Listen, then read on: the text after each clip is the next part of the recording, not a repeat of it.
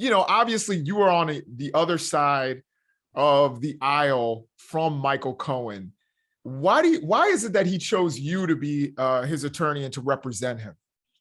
So it's a great question, and someday I hope to write a little minor book about my life and include some of the details of a really colorful story. But a mutual friend, former law partner, and I were talking, and I said something about Michael Cohen is likable, even though he did dirty deeds for 10 years, in my view. But I just said something fairly kind about him to a mutual friend. And then I said, I'd be willing to try to help him if he's willing to tell the truth.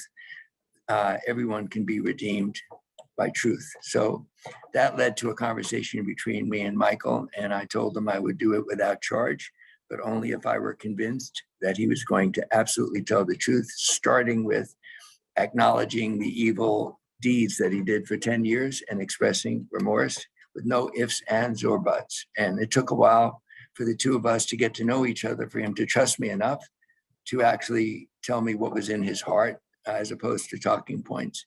And it was a process. And over a period of time, I reached the conclusion he was willing to step up and own up.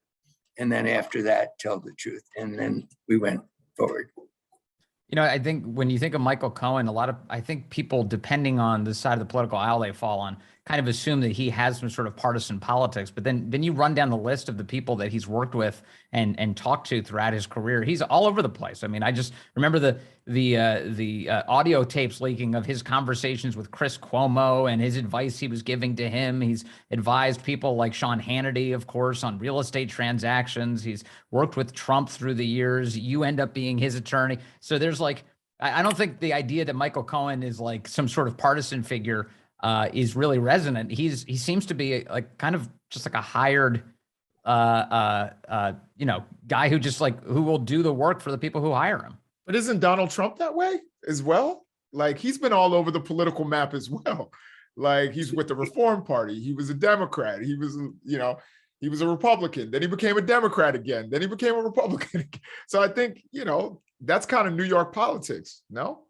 Well, Trump gave money to Hillary Clinton. So at that point in time, I didn't have a problem with him. So that's a good point. But Jason, your point is very well taken. It's what caused me difficulty and Michael difficulty before we reached agreement on going forward and my helping him, which was the presumption of insincerity, of opportunism, of expediency in anything he would say going forward. And no matter what he said, even when he testified publicly, there was still a presumption in many people's minds that he wasn't sincere or wasn't being truthful. Mm-hmm. And he was convicted of being untruthful on behalf of Donald Trump. People, the Republican, forget to add. So it took me a while to reach the conclusion and overcome what you authentically are saying gives you grounds for suspicion. And when he had to utter the words without any ifs, ands, or buts, which is part of my crisis management advice to people, is when you apologize. It's not a Washington definition of apology, which is, I'm sorry if I offended you. No ifs, right? No ands, no buts. Are you sorry? And then tell me why you're sorry. Don't tell me about me. Tell me about you. And then tell me what you're going to do about it to convince me that this isn't just an expedient moment for you.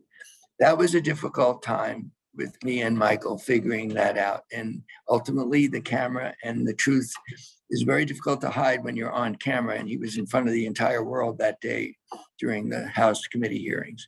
I think he did a good job. He wasn't perfect, but we worked well together. Once I was convinced, it took me a while, that he was ready to step up and take responsibility. No ifs, ands, or buts.